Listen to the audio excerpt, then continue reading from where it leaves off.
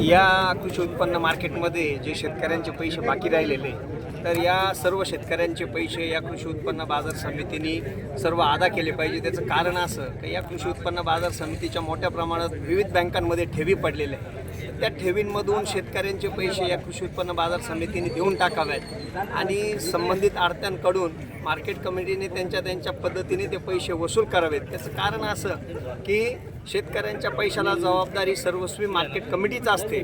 त्यामुळं आम्ही शेतकऱ्यांनी आडत बघून नाही तर मार्केटचं नाव बघून या मार्केटमध्ये आम्ही सर्व शेतकऱ्यांनी माल दिलेला आहे। त्यामुळे या सर्व शेतकऱ्यांचं पेमेंट या कृषी उत्पन्न बाजार समितीने त्यांच्या बँकांमध्ये असलेल्या ठेवींमधून द्यावं आणि संबंधित आडत्यांकडून कसे पैसे वसूल करावे हा त्यांचा प्रश्न आहे।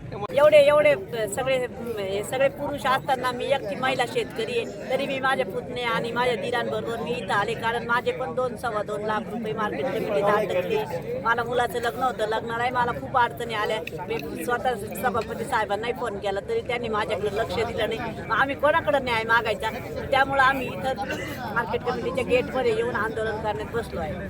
पिंपळाव कृषी उत्पन्न बाजार समितीमध्ये साधारण 3-3.5 कोटीच्या आसपास टोमॅटो शेतकऱ्यांचे पैसे अटकलेले।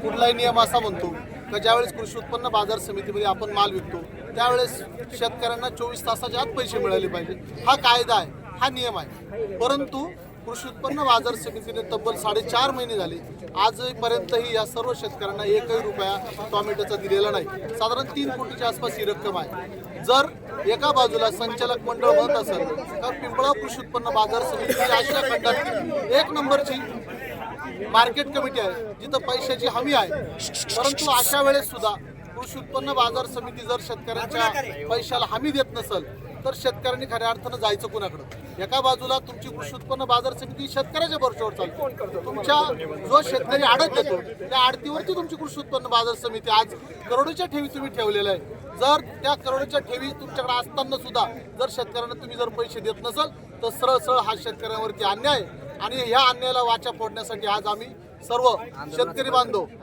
कायद्याचं हत्यार उपसत आम्ही आंदोलनाची हत्यार उपसलाय आणि जोपर्यंत आमचे पैसे मिळत नाही तोपर्यंत आम्ही ही कृषी उत्पन्न बाजार समिती चालू देणार।